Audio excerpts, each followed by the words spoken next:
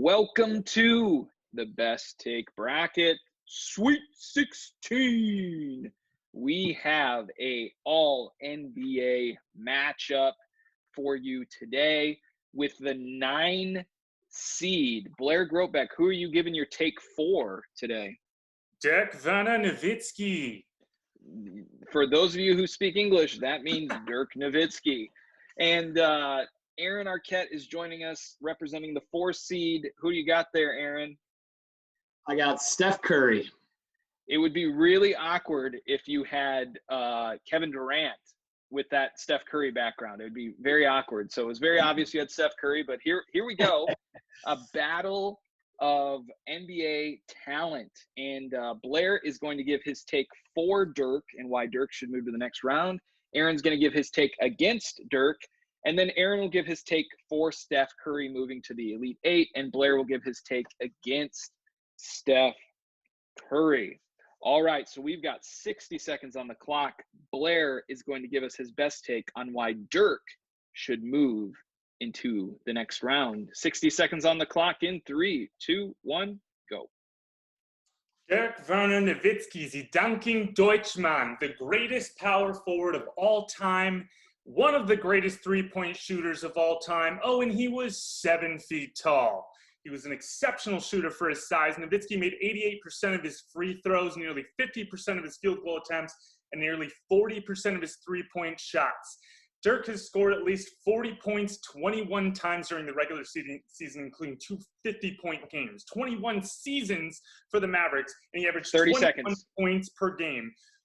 One of only 8 players to ever reach the 30,000 points mark. We're talking about longevity here, value at its finest. His 2011 year with his championship was absolutely unstoppable.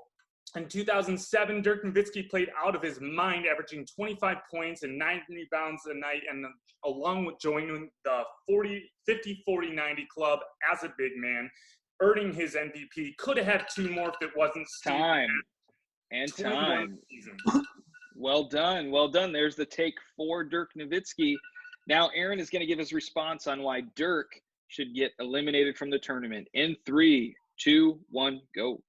All right, Dirk, you are 7 foot tall and you weigh 90 pounds. Gumby has a better body than you. Boom, roasted. Everyone knows Dirk's a great shooter, but he's not a power forward. Career stats, 20.74 points per game, good for 48th all time. 7.5 rebounds per game. He was never better than 14th in his position in a single season. 0.8 career blocks per game. No defensive accolades, no post moves, and 83% of his shots were jumpers. Now let's talk playoffs. Losing records, 69 and 76. One of the only 1 seeds to lose to an 8 seed in the Warriors, even pre-Steph Curry. He's missed the playoffs 6 times in his career. 8 first-round knockouts, 8 of them. He might as well open up an In-N-Out burger because that basically describes his playoff career, in and out. And time. And they do have In-N-Out burger in Texas now. Fun fact, been there. Anyway, so there's the take against Dirk. Now Aaron's going to give his take why Steph Curry should move into the Elite 8. In 3, 2, 1, go. Steph the Chef Curry. Literally the only Warriors fan before Steph Curry was there was Danny Tanner from Full House. No player in history of the NBA has a combined range, volume, and efficiency from the three-point line as Curry has done in his career. No one has a true higher shooting percentage than Curry as well. Not even Giannis, who all he does is dunk the ball. There hasn't been a player that I've seen this many people excited about, especially young kids, since Michael Jordan. And he's a winner both on and off the court. 5 straight final appearances, 3 wins, 2 finals MVPs. Off the court, Steph has never turned down a Make-A-Wish candidate. In fact, he won the Community Assist Award with the NBA with the Make-A-Wish program. Every three-pointer he makes, he donates 3 bed nets to fight malaria.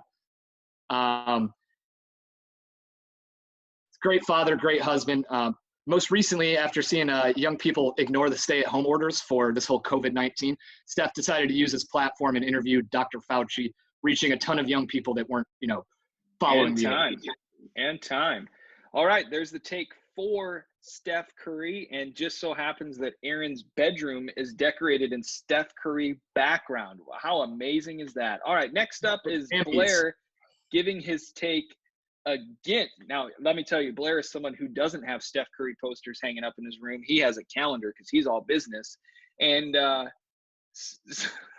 so Blair's going to give his take against Steph Curry and why he should get his bags packed to head home in 3, 2, 1, go.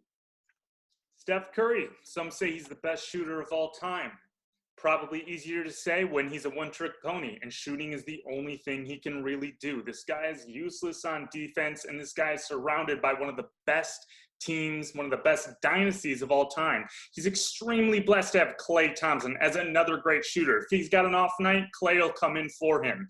If he's not making over 20, 25 points a game, he had a bad game because that's all he does.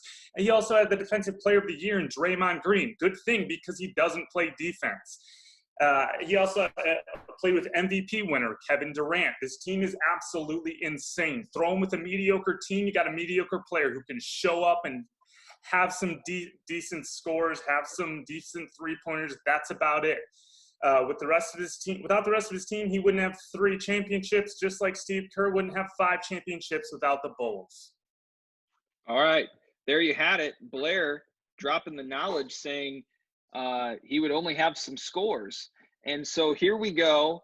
Vote, vote, vote for Blair's take to move Dirk Nowitzki to the next round, or Aaron's take on Steph Curry to move him to the next round. As always, vote. Thanks for participating on today's episode of the Best Take Bracket. Sweet 16.